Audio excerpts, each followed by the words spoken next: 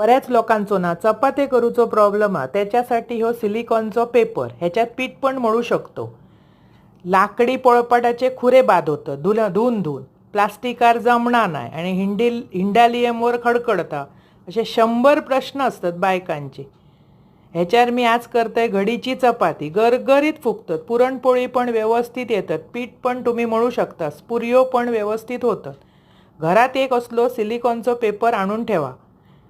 जुना ता सोना, लाकडी पोळपाट होयोच घरात, म्हणजे कसलोय पोळपाट, पण ह्याच्यावर ना समप्रमाणात मस्त चपाती लाटून येतं.